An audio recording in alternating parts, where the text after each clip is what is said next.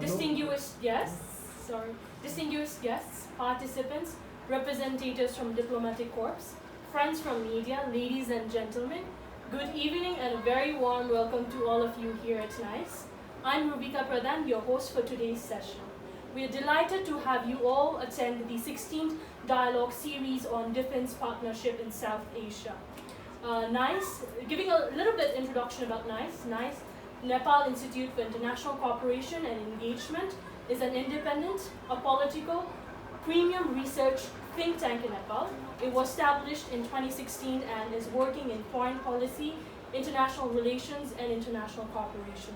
In today's seminar, we have two of our visiting scholars who will be talking on the agenda of defense partnership in South Asia. They will be talking on behalf of the topic assigned to them.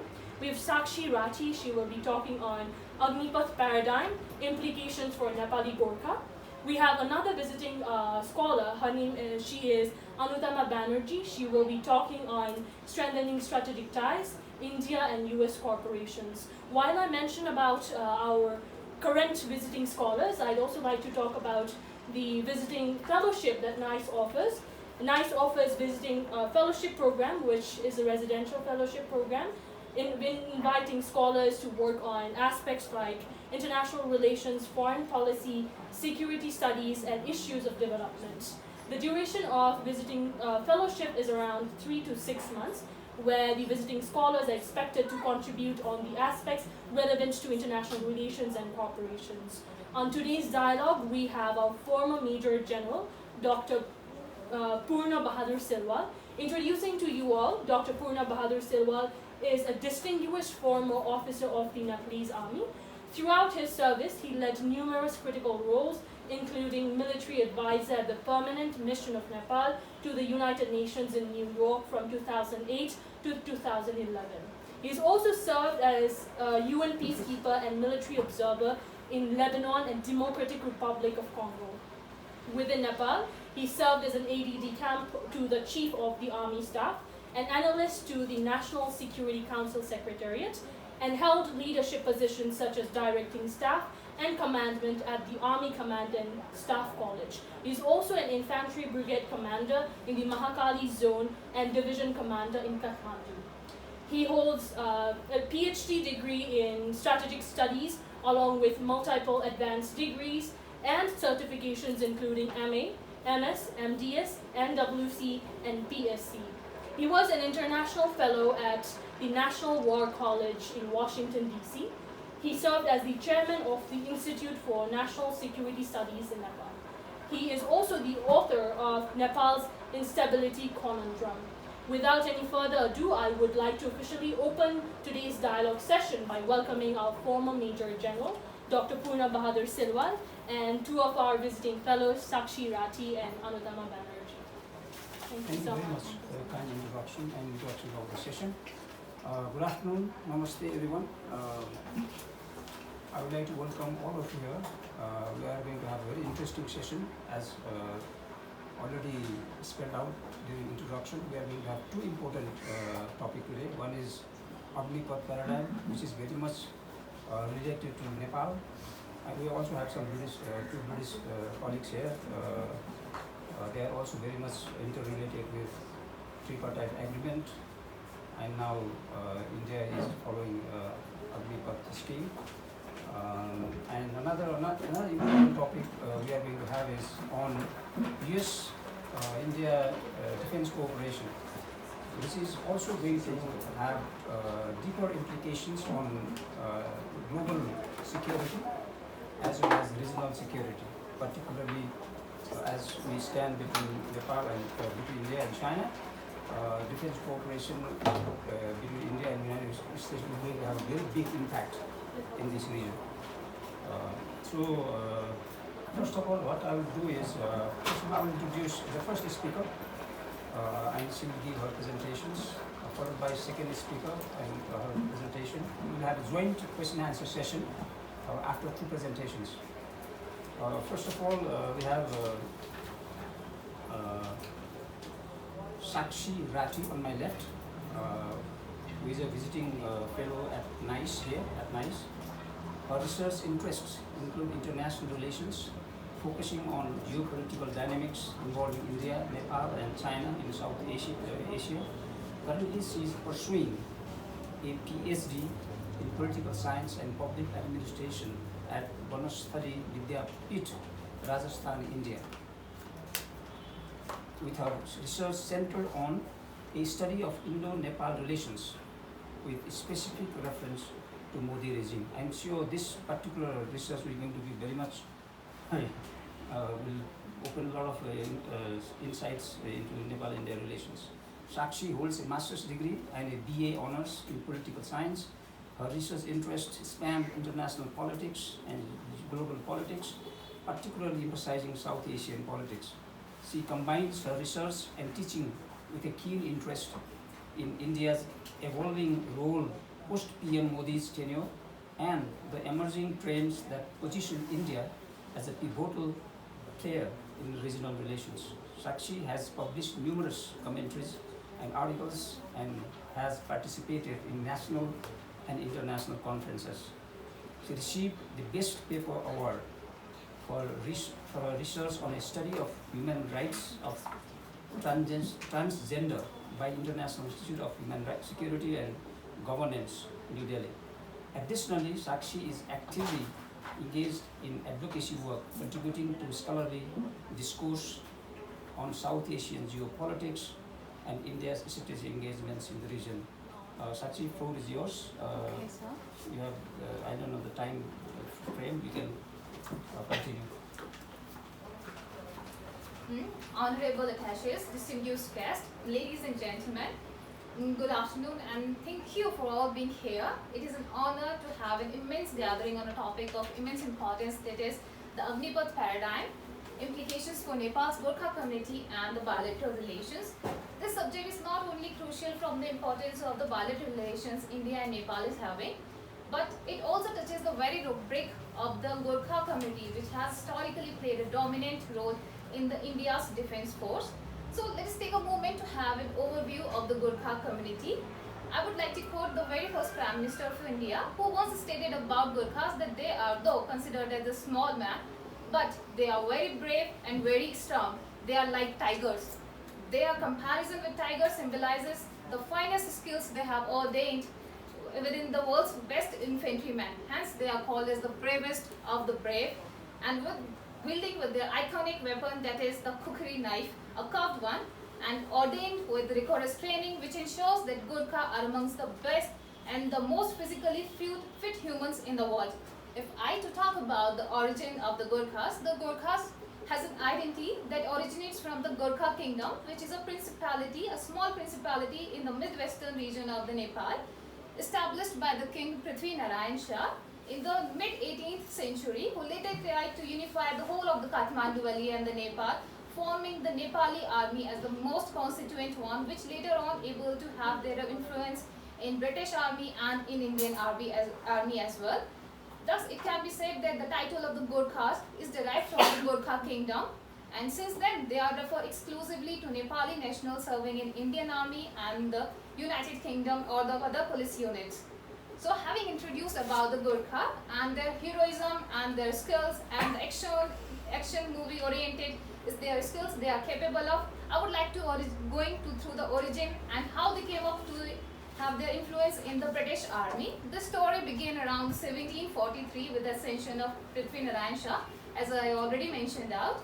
He embarked on a mission of unifying Nepal, and though he eventually did by conquering over 54 principalities throughout the Himalayan region, training up one of the most deadliest, one of the most fiercest and well-disciplined and the well-experienced armies in Asia.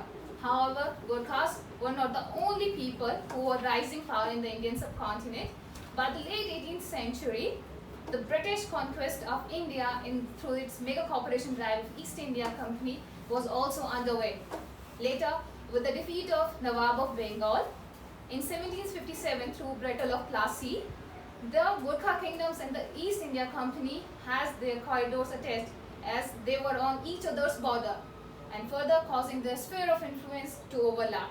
This further got amalgamated into the Sindhuli War, which is also called as the Battle of Sindhuli in 1769, which showcase that Gorkhas are the prominent players and they have the dominant role and were able to ambush the British counterparts in the Sindhuli War under the captain of George Kinloch with khurkis in their hands.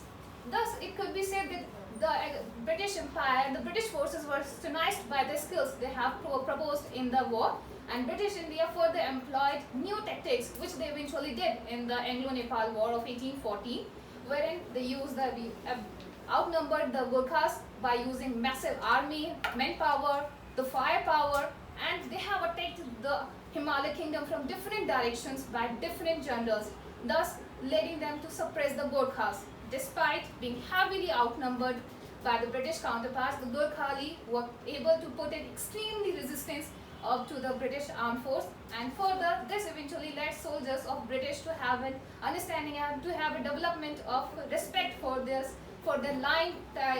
lion-hearted enemies, and not just for their skills but for the honors they have showcased in the war. For example, if I need to state some of them, like they haven't gone for the cruelty to the wounded or the prisoners, they didn't go for the poison of the arrows, and they even didn't go for the wells or the waters which were poisoned, though they fought a fair battle like a man, and in intervals of combat, actual combat, they showed liberal courtesy worthy of like an entitled and intellectual people. Thus, all this signifies the reputation they have earned by the Gurkha. Further, the war came to an end with the Treaty of Sugauli. The Treaty of Sugauli is considered as an important one because it led the Gurkhas to cede their large tracts of land to the British forces, but also established a mutual connection between British India forces and the Nepal. And thus, the treaty also allowed the British, though they have this immense opportunity, they have immense bravery skills, led the Britishers to have the recruitment of Gurkhas into their army, and beginning the long-standing tradition of Gurkha soldiers serving in British armed forces. And later, their loyalty, which was showcased in 1857 Indian Sepoy Mutiny, has a remarkable impact on the British counterparts and thus led them to earn the title of British ally. This tradition of Gurkha recruitment continued till independence, till the India's independence, and after independence of India, British lost somehow their monopoly they have consumed over the Gurkhas, and this they have transferred to the newly independent India. Thus, their contribution should not be summarized as just a historical record, but also as enshrined in the ethos of the Indian armed forces. Gurkhas, thus, therefore, since then are considered as the two significant foreign military entities that harness the bravery and the skills of the Gurkhas in the military recruitment of British India and the India after the conclusion of tripartite agreement which was signed between India, Nepal, United Kingdom in 1947, which also demanded that the rights and recruitment of the Gurkhas would be considered on par with the national army and they won't be treated as mercenaries. However, if I need to go on with the tripartite agreements, this was an agreement which was signed way back in 1947. It assigned that there should be a split of regiments bit of Gurkhas, and somehow the 6 regiments was transferred to India and the other 4 regiments were transferred to the British Army. Thus, the provisions also allowed that the continued recruitment of Gurkha would be continued with Indian Army and the British Armed Forces, and also provided that the Gurkhas would not be deployed against the Nepal or the allies of the Nepalis. Further, the standardized terms of condition of the tripartite treaty also included that the pay, pension and other benefits of the Gurkha soldiers would be par with the national armies. So now there have been a constant debate about the Agnipath scheme which has been introduced by the India. Today approximately around 32,000 of Nepali citizens are serving in Indian Army, containing their proud tradition. However, firstly with the COVID-19 pandemic which has stalled the Gurkha recruitment into the Indian Army, and later with the introduction of the Agnipath scheme in June 2022, it has raised certain critical questions about the future of the long-standing belief of Gurkhas into the armed forces of India. So if I had to talk about the overview of the Agnipath scheme, it is a tour of duty for recruitment of youthful and the professional and enthusiastic personnel into the government of India. The scheme was launched by the government of India in June 2022, which represents a paradigm shift from recruitment of personnel or the permanent cadre to short period of services, which is already a part of various nations, wherein they are designed to recruit young soldiers from a period of age around 17.5 to 21 years of age, and offering them a unique opportunity to participate or to have their say in the national army, and thus providing them opportunity to serve the nation enthusiastically. This short-term recruitment services is intended to bring a youthful demographic. As we all know, the demographic dividend is the most important for any nation, because if demographic dividend won't be used properly, it could lead to a demographic disaster. So all this modernization and the tech-savvy enabled the young and youthful personnel was a part of the introduction of the Agnipath scheme. The Parliamentary Standing Committee also emphasized that there have been a toll on the fiscal budget of defense budget of India, wherein around 2.5 lakh crore would be staggered by 2025 for the pensions of the armed personnel. Thus, the scheme was introduced for the tri-services of Army, Navy and Air Force. Thus, the scheme aims to lower the average age, which is of around 32 years to 26 to 27 years, of 26 to 27 years, and it also has a concern where in only the top, that is 25% of them would be recruited for the permanent cadre, that is after another period of 15 years. However, rest of them, that is 75%, would be able to join the civilian discourse after their short tenure of services of 4 years. However, as we delve deeper into these schemes, it becomes evident that the impact is far-reaching for the Gorkha community in particular, as they have played a historically important and significant role in Indian Army. So if I had to talk about some brief implications, because Agnipath scheme is considered that it has some implications for Nepali Gorkha community, and one of the main concern of Nepalese Gorkhas is they will not have the job security, as their future career prospects lies uncertain, and the potential decline in the remittances they receive from India would decline, and thus a cushion which is provided in form of finance, they will not be able to continue further, and this will have their direct impact on the financial stability of the Gorkhas families. And further, the demobilized Agniveers, that is the 75% of them, can be of potential misuse by the internal or the external players.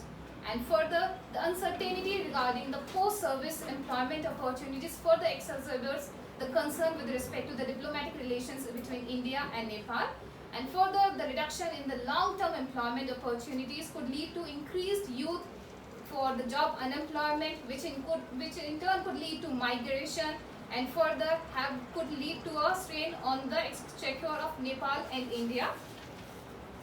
Further, there is also a concern with respect to the diplomatic relation, because the scheme would have some sort of impact on the bilateral relations. As we know, the India and Nepal shares a civilizational connect from historically the time immemorial. They have open border, they have historical connection, they have cultural connection, people-to-people engagement is also there, and we also concerned that the political diplomacy plays a more important role and has a more weightage. But defense diplomacy plays a critical role also in maintaining the true strong politico-military relations. The recruitment of Gorkhas into the Indian Army is not just a historical or just not a military accord or agreement. It is a symbol of the deep connection that have bind the two countries, and they have bind the two countries from time immemorial, and any changes to this disbalance and any changes into this agreement or this problem may potentially damage the reputation India and Nepal has earned from time. And thus, as the Gorkhas, who are considered as the eyes and ears of Indian military, as they have provided various avenues and various things to the Indian Army, and any disagreement, any disbalance into it may have a further concern for India as well as Nepal. The concerns of Nepalese government is also alleged with respect to the tripartite agreement. They allege that there is a breach of tripartite agreement which was signed way back in 1947 between United Kingdom, India and Nepal. Further, they have a concern that the scheme which was introduced was a unilateral measure where the wider consultation has not been taken from the Nepali government, and thus is perceived as the breach of the specified terms and tenures of the services. And further on, there would be no guaranteed pension, as the Agnipath scheme will not provide any guaranteed pension scheme, pension benefits, medical benefits, and any disbalance or any reduction into this scheme has a significant departure from the historically role Nepal has played in India's enhancement. And further, there is a concern of the Gorkha community as well, because they have this livelihood concern with respect to Indian Army. They got 2.5 more times pay in Indian Army, and this, if the Agnipath scheme could develop, it could have potentially affect the socio-economic stability of the Gorkha community in particular. And further, this any perceived changes to this scheme without any bilateral discussion leads to diplomatic tension, and further it may be disregarded as the historical contribution of Nepal in India's progress. Further, if I had to go ahead or to go for the conclusion, I will say that as of 2020, as per the reports or the figures of 2020, Indian Army consists of around 7 Gorkha regiments in around 39 battalions, and each battalion constitutes around 60% of the Nepalese origin Gorkhas. And this scheme, which enhances the tech-savvy enabled youthful forces in the military, may have a departure from the departure of the Gorkhas in the Indian military forces. And thus, therefore, some of the practitioners and the analysts have suggested that there should be some revision into the scheme, and they have suggested that the increasing period from 4 years to 7 years. They also asked for demobilization of at least 50% instead of 25% of the personnel, and further, they also asked that Gorkha should be provided an exemption in the Agnipath scheme so that there would be recruitment as per the previous arrangements into the permanent cadre of services. Even the former ambassador of India to Nepal, Ranjit Ray, has argued that the reservation made by the other ministries in form of reservation which is provided to the Indian nationals after their short year services of 4 years, the same should be applicable to Gorkhas as well, because they have contributed immensely in the Indian military forces and in the political military relations of India and Nepal. In conclusion, I would say that the Agnipath scheme is a reformative measure and aims at harnessing the youthful proposition and to booster the defense and the national development of India. While the scheme has several challenges within it, as the Parliament of India is also concerned about the Agnipath scheme, they have sparked debate with respect to the Agnipath scheme, the insurance cover, the compensation which is not considered as adequate, and the short services and introduction of short services instead of permanent services. There are various concerns with respect to this scheme, and thus a concerted efforts should be made to address them through combination of strategic interventions and other policy measures. Thank you so much.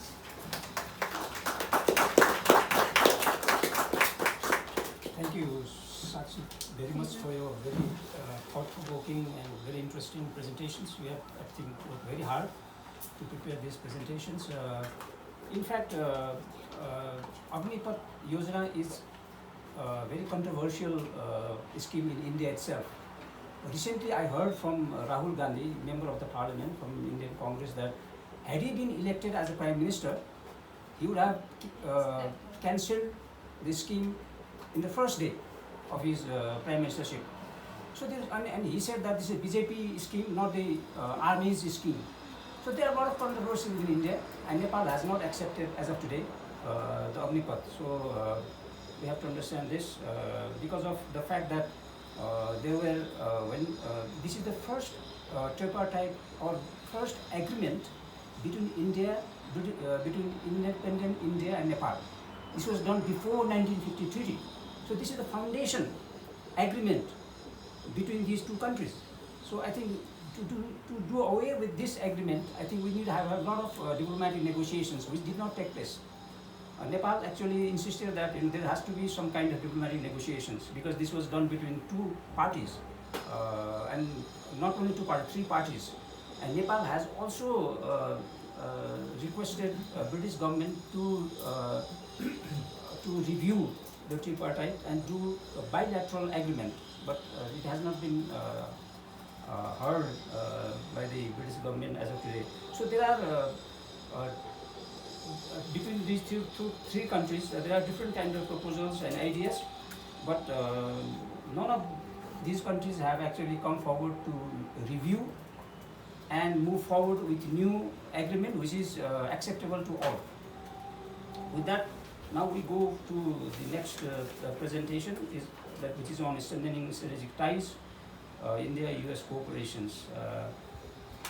To present this topic, we have before us Anupama Banerjee, who is also a visiting fellow at NICE. Her research interest is sitting on my right. Her research interests include international relations theory, South Asian politics, in water and maritime security. Until recently, she was the South Asia Visiting Fellow at the Stimson Center in the United States, where her research focused on the Indus Water Treaty and its presence as a confidence building measures between India and Pakistan. In addition, she also conducted research on the India-US Defense Partnership at the time and published regularly with the South Asian Voices. She holds a double master's degree in international relations from the London School of Economics and Political Science, United Kingdom, as well as from Jawaharlal Nehru University, India. She has previously worked as a researcher with a New Delhi-based think tank, Council for Strategic and Defense Research, and as an assistant information officer in the Political Affairs Division of the Singapore High Commission in New Delhi. She was also associated as a research associate with STRAT New Delhi. Her recent work has been published in leading journals like the United Services Institution of India Journal and Strategic Analysis. Her commentaries are regularly published in The Diplomat, Movie Interpreter, South China Morning Post, The Print, and Letter of Kashmir, both other leading international and national forums. She can speak English, French, and Urdu, in addition to her native Hindi and English. I think she missed Nepali here. Very like Nepali has some similarity to Bengali is what I recently So, Anita, the floor is yours. Yes, sir. Thank you. Just to add to that, I'm presently working as a researcher with the National Maritime Foundation in New Delhi, so that's one thing. Good afternoon, ladies and gentlemen. Thank you so much for this opportunity. I would like to extend my warmest gratitude to Dr. Jaiswal for giving me this chance to speak to such an audience this afternoon on an issue that concerns the region, especially India, because for us the India-US Bilateral Defense Partnership has emerged as one of the most important partnerships of this century, and it has actually been something that has been spoken about at different platforms and forums over a long period of time. What I intend to do this afternoon is to take you or to explain to you how this partnership has evolved. We've only come to understand its relevance in recent years, especially after Prime Minister Modi's visit last year. His state visit to the United States was given due attention, and one of the areas that received considerable attention was the defense pivot. So in this regard, I'll try to take you through my presentation or my discussion, and if you have any questions at the end, I'm happy to answer them. Defense cooperation, if you look at the India-US defense cooperation aspect, emerged as a key pivot of the relationship after the end of the Cold War in 1991. Here I stress the Cold War primarily because earlier we were on different sides of the political spectrum, as is well known, with the Soviet Union and India having signed a treaty in 1971. However, it was the quick light of proposals that recommended strategic dialogue, training and exchanges between the two militaries. In this quest, the Malabar naval exercises between India and the United States in 1992 provided an opportunity to both the militaries to collaborate and engage with each other, something that continues till today. And the scope of the Malabar exercise has also expanded, as is well known. Moving ahead within this construct, enduring negotiations between former Union Minister Jaswant Singh and then Secretary of State Strobe Talbot laid the foundations of a strong bilateral dialogue between India and the United States. The 11 rounds of negotiations, which were a part of what has come to be known as the Jaswant Talbot talk, provided a roadmap for negotiation with both sides, deliberating on a range of issues: nuclear non-proliferation, disarmament, global terrorism, and the emerging international order. These negotiations were crucial, for they set the tone for an enduring partnership at a time when the United States had sanctioned India for conducting the Pokhran nuclear tests in 1998. Furthermore, cooperation between the two countries reached a crucial juncture in 2004 with the announcement of the next steps in the strategic partnership, the NSSP, that expanded bilateral engagement on nuclear regulatory and safety issues, enhanced cooperation in missile defense, and the peaceful use of space technology.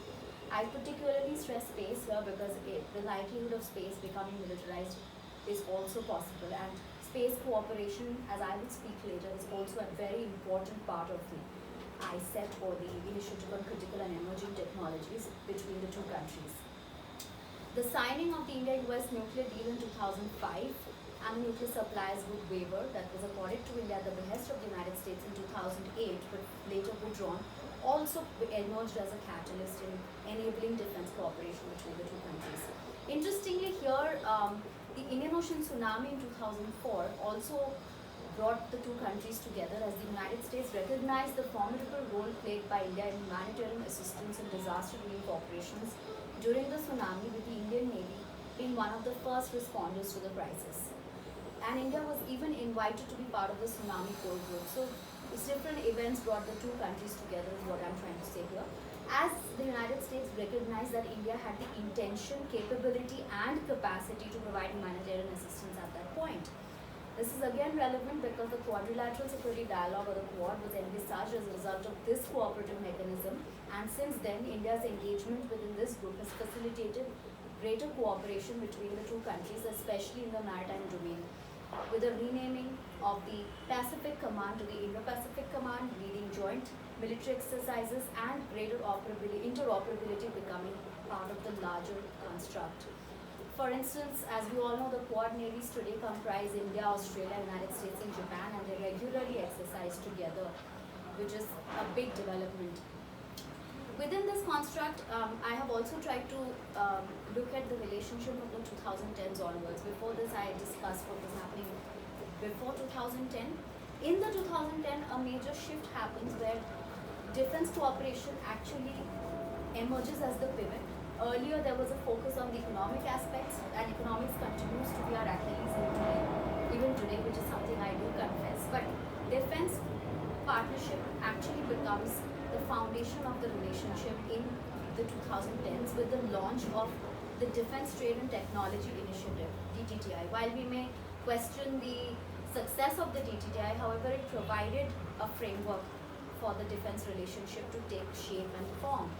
Similarly, the formalization of the September 2013 joint US-India Declaration on Defense Cooperation, the 2015 framework for the US-India defense relationship, also could be termed key vision documents that signaled commitment on the part of India and the United States to formulate an enduring defense partnership.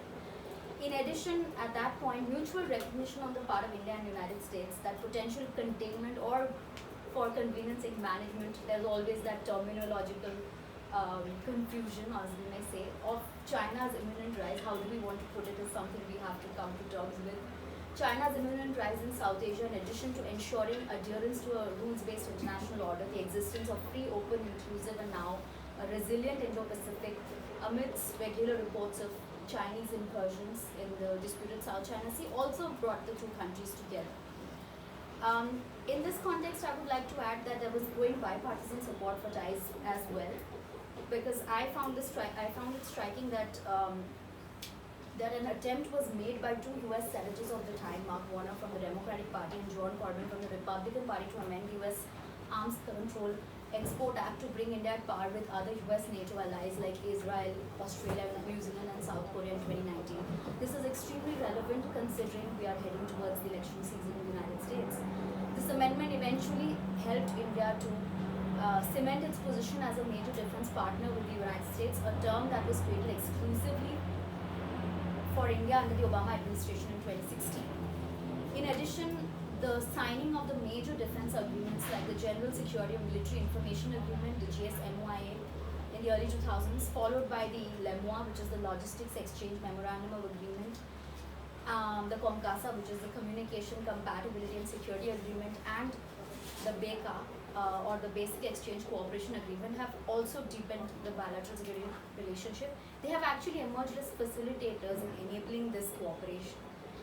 In addition, India and the United States are now going to sign the Security Supply Chain Agreement and a host of other agreements, including the Reciprocal Defense Agreement, which will further strengthen US-India defense industrial cooperation, which is also emerging as a new and important pivot within the larger defense construct, which will enable Indian and US companies to acquire defense contracts from the US DoD or Department of Defense and the Indian Ministry of Defense respectively, And this agreement will enable India to acquire US weapon systems on a priority basis and on short notice in case of impending emergencies. This is very important for India, driving the real-time defense partnership forward, addressing Indian concerns. This is important considering the 2023 roadmap for US-India defense industrial cooperation has provided a footprint for the integration between defense industrial sectors, allowing stakeholders the opportunity to engage and resolve impending issues through dialogue and due process. Here it is important to note that India has also received the Strategic Trade Authorization STA1 status that has enabled the transfer of high technology products to India both in the civil and defense sectors, reducing further barriers to trade. The launch of the INDUSX or the Indo-US Defense Acceleration Ecosystem has enabled the creation of a platform that has also has promoted the co-production of advanced technologies for both maritime and space sectors. INDUSX, in collaboration with the IDEX, which is the Innovation for Defense Excellence, and the Defense Innovation Unit, has facilitated direct engagement between stakeholders. All this has actually provided an environment, or you can say a platform, for the cooperation to actually take place, and this cooperation has formalized or has found a footing within the maritime and space sectors. I will just quickly look at that because otherwise this is a long study that one can do on this subject. These things are happening within the larger rubric of the annual 2+2 India, the ministerial dialogue, with military to military ties being bolstered as India and the United States attempt to secure the Indo-Pacific region. India and the United States have also attempted to create what we can call a culture of interoperability between the armed forces with the establishment of the niche Information Fusion Center in the Indian Ocean region, or the IFC-IOR. That has given a strategic push because of the placement of liaison officers in each other's military organizations. In addition, a bespoke agreement, in my opinion, is the Master Ship Repair Agreement, or the MSRA, that India and the United States has signed, which has enabled the repair of USNS vessels in India. This, in my opinion, and I've written about this in a paper with my present boss, Vice Admiral Kareem Chauhan, that this could actually lead to the maintenance and repair of forward deployed naval vessels, enhancing or interoperability. Similarly, the novel focus of INDUSX on resolving the twin challenges of undersea communication and maritime intelligence, surveillance and reconnaissance has demonstrated tangible convergence between India and the United States on questions of military-to-military interoperability. Timely conclusion of the Quad exercises, etc. have also enabled this transition. Finally, if I were to take this forward, the potential sale and acquisition of the MQ-9B remote piloted aircrafts that came through last year during the visit of the Prime Minister through General Atomics Aerospace has also given a boost to the C2C4ISR. Sale of F414 engines will, in addition, and among others, such as the provision of Stryker armed fighting vehicles to India, also enable us to understand that India and the United States can potentially co-produce weapon systems, which is something of critical concern considering India's interest in becoming Atmanirbhar or self-reliant. Finally, on the space front, which has seen tremendous success, India's signing of the Artemis Accords in consonance with the twin success of Chandrayaan-3. That saw India's indigenous lander Vikram land on the lunar South Pole, and India's first solar mission Aditya L1 has given a fillip to the India-US space relay partnership. The signing of the Space Situational Awareness Agreement in 2022 also added a new dimension to the ties, because space, along with other newer areas of convergence such as artificial intelligence, have emerged as a crux of the ISET pillar, which is as I said, the initiative for critical and emerging technologies, with a deep commitment to diversify the India-US major defense partnership. We are also jointly developing the NASA-ISRO Aperture Radar that will improve remote sensing, outer space exploration, planetary defense, and there is a tentative human space flight mission that is also scheduled for 2024. So there is a lot of work that's actually happening. I think one example here I would like to give is greater engagement on dual-use technologies, wherein you have the United States Air Force Research Laboratory signing the first non-domestic cooperative research and development agreement of PRADA between the US Space Force and an Indian startup, 114 AI, for building dual-use software for domain awareness. This is significant considering India's push towards Atmanirbharta, or Finally, greater collaboration between India and US on the space sector is percolating to the private sector, as I have mentioned, and there are several examples to that effect. While we have an environment where we are seeing tremendous cooperation, I do think that there are some issue areas that definitely require further attention, and that's what will constitutes the final segment of my presentation here. First of all, India potentially needs to be included as a defense federal acquisition regulation supplement, whatever compliant country terminologies that we are all trying to understand here. Regulations, US regulations on DFARS, ITAR, which is the International Traffic in Arms Regulation, and among other such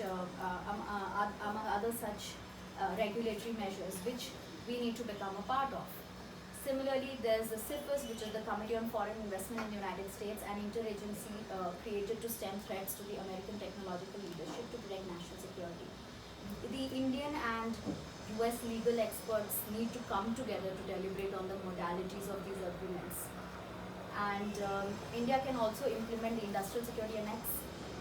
Similarly, both countries need to further their trade partnership. As I mentioned before, this is the Achilles heel wherein although we have come together on IPEF, we need to see some tangible action on this front, and I'm hopeful that in the next couple of years this is where we will see some betterment, because if the United States chooses to restore the generalized system of preferences which was withdrawn, it would be better. However, I do not know if that will be a possibility during the if there's a Trump presidency that is there. On the defense front, I think it is also important to understand that India understands the whole concern that the United States has vis-a-vis Russia, and despite the positive momentum and ties, the US-India relationship may see minor disturbances due to unaddressed issues that persist even today. For instance, India continues to purchase Russian crude oil and weapons as it seeks strategic equilibrium between Russia and the United States. While India had previously received sanctions waiver for Pakistan, for the purchase of Russian S-400 systems, enduring Indian defense engagement with Russia may potentially hamper the partnership in the long term. And India understands this. However, what we would like the US to also see is that 86% of Indian weapon systems, and this is a study that we had done at the Stimson Center. I was not part of it, but I have read the paper and I can share it. They have said that 86% of Indian weapon systems are of Russian origin, which is a legacy of Cold War cooperation. Hence, the US policymakers need to understand that decoupling from Russia will take at least some time. However, with the enduring war in Ukraine and the evidence that Russia has targeted critical civilian infrastructure, we understand that Indian neutrality on the Russia-Ukraine war will also be tested. On this Israel-Hamas conflict as well, India's strategic posturing in the Indian Ocean region is something that we will be looking at. Since non-state groups have targeted merchant vessels, with the Indian Navy filing a hijacking bid earlier, India would continue to see itself or view itself as the preferred security partner in the Indian Ocean region. And in this regard, maybe we are facing some kind of what is known as the Goldilocks dilemma as to how much of a US naval presence in the area is just right, neither too much nor too little, but India wishes to protect its maritime interests in these regions. And despite joining something like the CMF, which is the US-led Combined Maritime Forces in 2023, Indian Navy is likely to continue protecting shipping routes along the Red Sea in its own capacity, without joining the coalition Operation Prosperity Guardian. Finally, we also understand that allegations of India-sponsored assassination of terrorists on separatists on foreign soil has led to certain tensions. This news has reignited debate over whether the relationship is necessarily based on values or only strategic priorities. Despite reassurances from our Prime Minister, inadequately addressing human rights concerns may also lead to tensions between the two countries. But I am hopeful that despite these you could say, these irritants, the relationship does seem to be on a positive trajectory overall, especially when it comes to defense.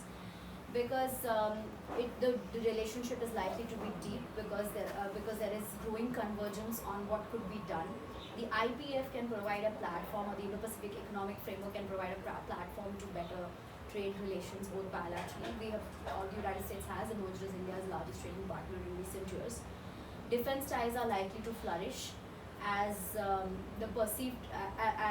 both the countries continue to address the perceived Chinese threat in the Indo-Pacific by increasing maritime cooperation through undersea communication, intelligence sharing, anti-submarine warfare technology, among others. And we do see continued dialogues and joint exercises. Finally, where I would like to look at the relationship in the coming years is how we are likely to deal with military contingencies in the region. There has been definite interest among how India would potentially deal with the Taiwan contingency, and within India there's always that what is the US likely to do if there's an attack from the Chinese side. So maybe that is something that we need to look at more carefully as India tries to safeguard its strategic autonomy and diplomatic commitment to multiple